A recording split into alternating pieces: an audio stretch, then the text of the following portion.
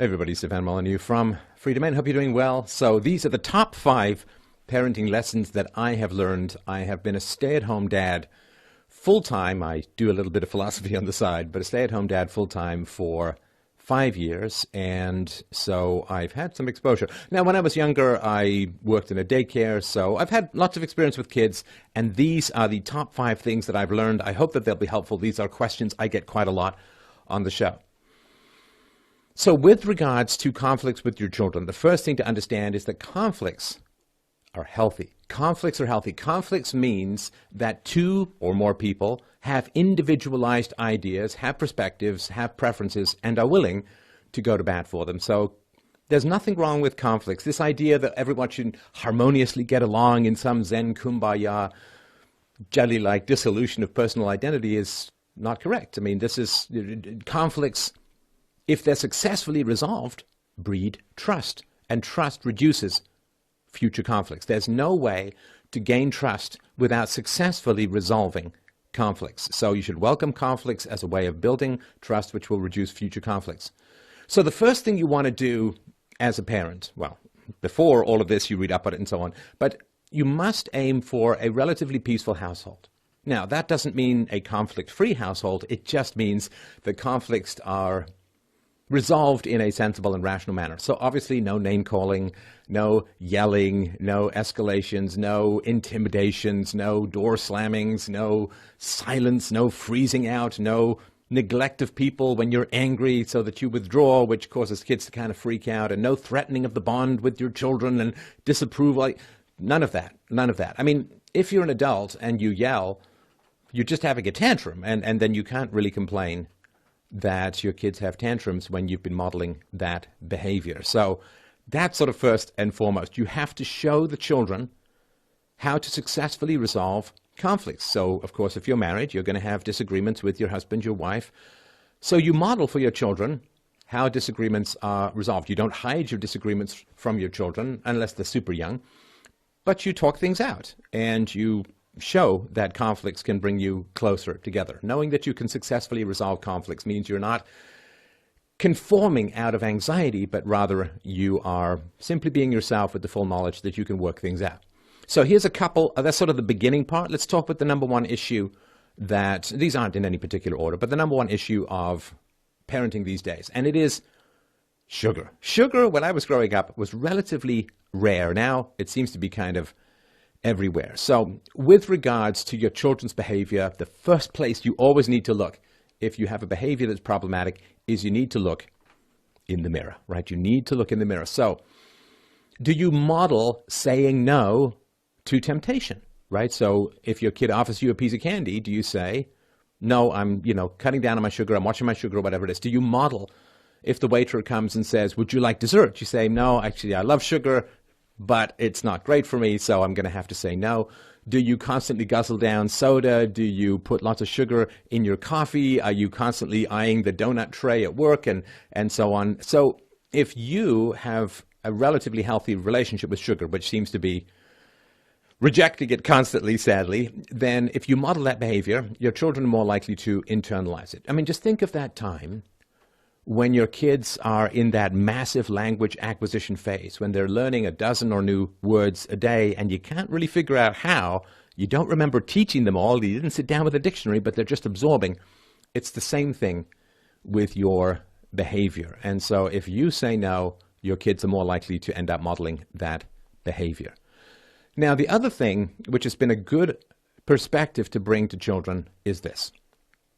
So you can say to your child, listen, I am responsible as your parent for delivering you a healthy heart, mind, and body at the age of 18 or 20 or whenever it is that you leave home. So I am responsible for the food that you eat. I am responsible for giving you shelter and medical care and love and companionship and all that. So I have to deliver you as an adult, a healthy body. Now, if you have too much sugar, you're going to end up addicted, you're going to gain weight, your teeth are going to be problematic, there's going to be lots of issues that are going to occur. And the question is, like, if you can cast yourself down through the tunnel of time and say, okay, you're 18 or 20 or whatever, Would you rather have a relatively slender, healthy body with good, strong teeth, or would you rather be overweight with bad teeth and other potential health problems? Well, obviously, you'd rather be healthy. So I'm thinking of the adult that I have to deliver a healthy body to, and so it's just not part of what I can do. It's like the mail. The mail has to deliver something to people, and it has to be delivered in good condition. Well, I have to deliver a healthy adult body to you, and that's the way it is. Now, the other thing you can do, of course, is explain why we're so drawn to sugar, right? Because basically, I mean, the reason we're drawn to sugar is the same reason that kids are drawn to bright colors and why candy tends to mimic those bright colors. We're drawn to sugar because that's how we got fruit, and that's how we got essential nutrients and vitamins and so on, particularly in sort of northern climates. So explaining why we're so drawn to get fruit will hopefully help kids understand that, you know, it's like this hyperstimulation thing. Like there are some birds, you give them a huge egg and they get even more excited by it, even if it's larger than they are. So help them understand why we're so drawn to sugar, and help them understand that what your tongue loves is not the same as what your body loves. And in fact, they can be kind of opposite. And just give them a history, give them an understanding, show them what happens, and remind them that, you know, said if you order a toy, you don't want the toy to be delivered half broken, you know, with the corner of the box squished in and so on. So you'd be really upset if you had ordered a toy and it was delivered not working. And in the same way, we can't deliver an adult body to your adult self that's not working as well as it should. So, you know, get their agreement, get their understanding, because what you want to do is you want to internalize saying no to temptation. You don't want to be the external conscience, the finger wagging, you can't, right? It's like black markets in a dictatorship, right? It just ends up flourishing, and it becomes a game of cat and mouse. If your kids can get away with eating sugar, like if they can hide it, if they can hide the wrappers in the vents, if they can go have sugar at a friend's place or whatever, then they will, because they haven't internalized it. It's like you don't want them to have sugar, they want to have sugar, and it just becomes a game of cat and mouse. That doesn't really work. Now, the second issue is around disagreements. Now, I have for many years been a very strong and moral opponent of the ethics of spanking. Spanking, hitting your children, is the initiation of the use of force. It is immoral. It is not the use of force in self-defense. It is hitting your children. Now, people will say, well, it's just a little swat on the behind. Okay, well then it's not causing any pain. It's not causing any discomfort. But spanking is something which is a negative reinforcement, right? So it is something that it has to cause enough pain or discomfort or fear or startlement so that the child changes his or her behavior, right? So it's just a little tap on the behind. That is not what spanking is. So what does spanking teach your child? Well, it teaches your child that you're bigger and you're stronger and you're willing to use force to get your way or to, quote, instruct or whatever it is, right? Now, that's not, I mean, your child already knows that you're bigger and stronger. So it's simply saying if you have power, then you can use it to get your way. Now, the problem is, of course, we all know this as parents, we're getting older and they're getting stronger, right? I mean, so particularly when peer relationships take over in the teenage years, right? You need to have built in the internalized conscience and locus of control in order for your children to resist peer influences, negative peer influences, when they get to be teenagers, right? So they get to be teenagers, they can roam around the neighborhood, they can go to the mall, they can hang out with other people, and so their power gets stronger and your power gets weaker. So if you establish right at the beginning that whoever has the most power gets their way, regardless of the discomfort for others, you're just setting yourself up for when the teen storms and the peer influences take over, that the kid is going to say, well, now I have the power, and so I'm going to get my way regardless of your level of comfort, just as when you spanked me. So don't do it. And, you know, spanking is historical, of course. I mean, it comes from way back in human history. And remember, for most of human history, force rules human interactions, right? So if you disagreed with the local king, you could just get killed. If you went poaching in the local lord's forest, you could get drawn and quartered or hung. I mean, violence was just incredibly common throughout most of human history. So in a way, spanking was preparing children for a life of violence, but we don't have that as much, at least in the West at the moment, which means that Children have to learn how to negotiate. They have to learn how to hold their ground. They have to learn how to make a good case. They have to learn to win over people to their point of view, because that's how the adult world goes, right? I mean, you could be beaten as a serf by your local aristocrat, but that's not how bosses work in the world anymore, right? So you want to prepare your children for a life of negotiation, which is what the mostly somewhat free market that we have tends to encourage. So you are training your children for a bygone age if you're hitting them rather than reasoning with them. Because children are always suspicious.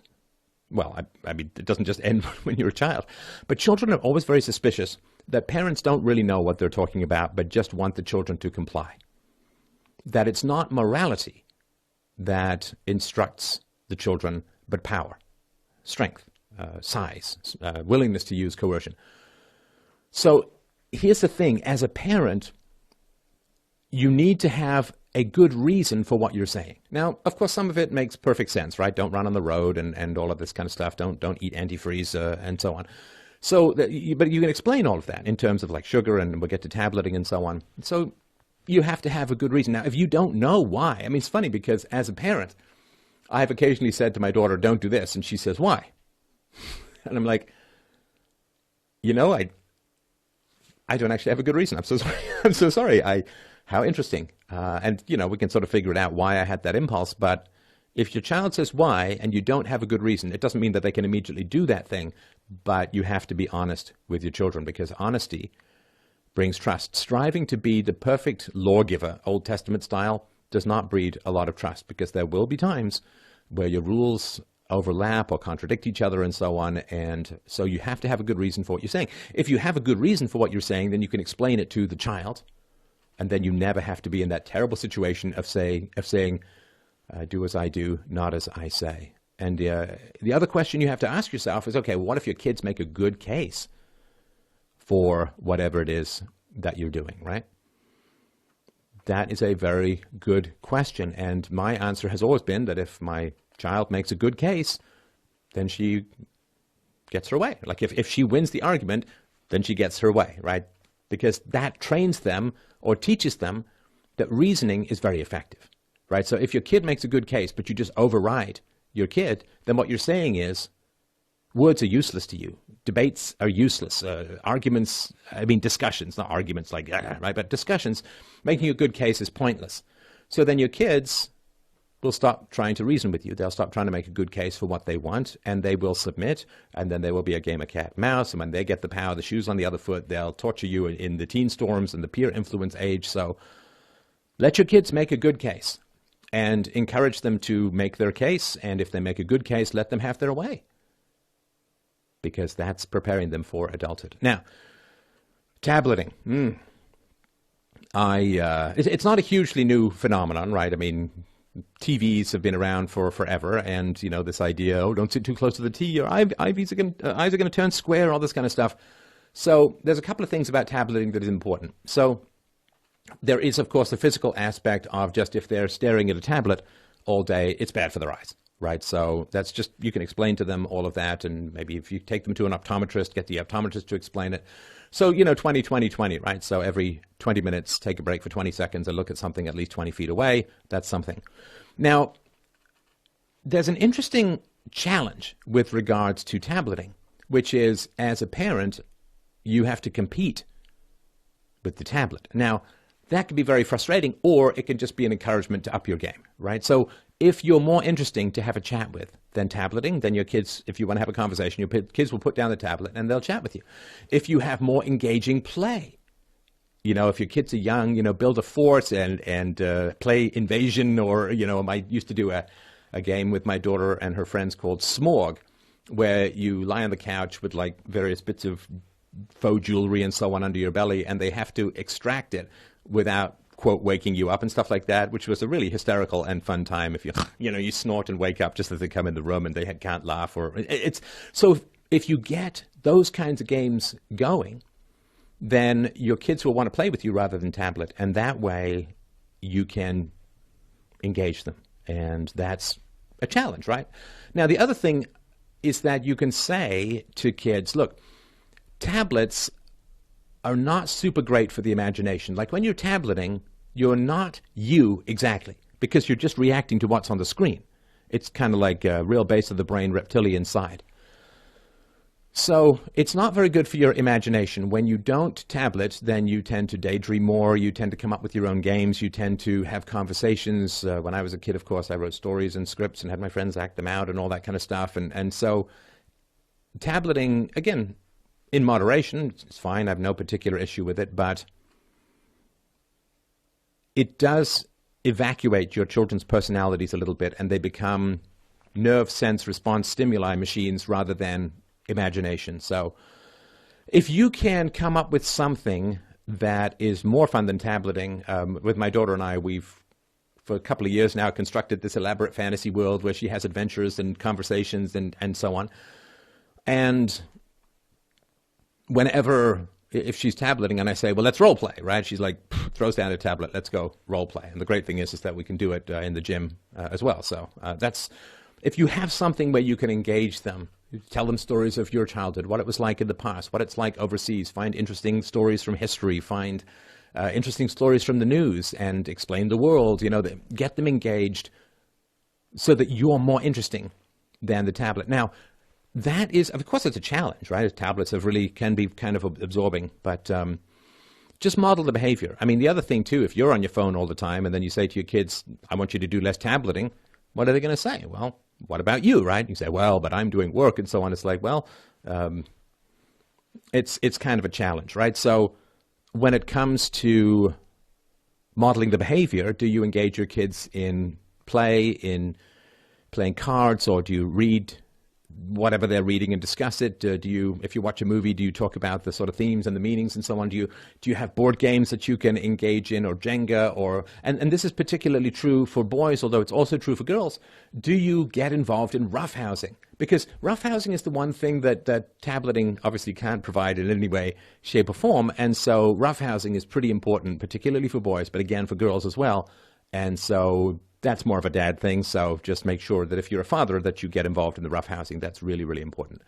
Now with tableting, we get to sort of number 4. With tableting, the challenge, of course, then becomes exercise, because tableting plus exercise is not a great combo. So, of course, again, modeling the behavior. Do you take them out for a bike ride? Do you take them out for a hike? And do you engage them in conversation at those times so that they're interested and involved in what's going on? So just keep them moving by you moving, and see if you, I'll get to that in a sec, right? So that's really, really important. Just model the behavior. And because exercise generally, if they're involved in team sports, that's fine. But exercise in general, if it's you and the child, is really only leavened by good conversation. So again, get your kids involved in conversation. Number 5, this is, my kids don't listen to me, my kids don't respect me, my kids don't obey me, and so on. So here's the thing. If you take pleasure in your children's company, and if you play with them, and if you engage with them, and if you enjoy them, right, then they will enjoy your company. And if they're enjoying your company, then your disapproval is really going to mean something. And by disapproval, I don't mean this sort of tight-lipped, slamming the cupboards, withdrawal, what's wrong, nothing, or this, like, I don't mean anything like that. I just mean, like, no, I don't really, like, if something bad happens, it's like, I don't really feel like playing, right? And that's not manipulation. I mean, I assume that if something bad happens, you honestly don't feel like playing, or you don't feel like having a conversation. And so your kids then are missing out on something good rather than fearing something bad. And I'm a big one for carrot, not stick. So if you have an engaging and enjoyable time with them, then when that doesn't happen, they really recognize that if you do something, quote, bad, then you end up not participating in something that's good. And that's not the same as a punishment. Whereas a punishment is the infliction of a negative, the withholding of a positive, not in a manipulative way, but in an honest way. Like, you don't feel like playing if you're annoyed or upset or whatever, and being honest about all of that. Now, if you follow these general rules to have a peaceful household full of negotiation and fun and engagement, if you don't yell, don't call names, don't hit, not just with your kids, but with anyone. If you don't allow people in the environment to do that kind of stuff, then you have the real foundations for, a family life of just such enormous fun and enormous positivity and enormous enjoyment that, if you were raised not with these conditions, with these environments, and of course, I think most of us weren't, that kind of turnaround, that kind of recovery to a wonderful situation is such a positive thing that I think you can pretty much go to your grave knowing that you've done the greatest good humanly possible. So thank you so much for your time. I hope you find this helpful. Let me know any other tips and tricks that you have in the comments below, and I will do another show on this. This is Stefan Molyneux from Freedomain. Thank you so much for watching and listening.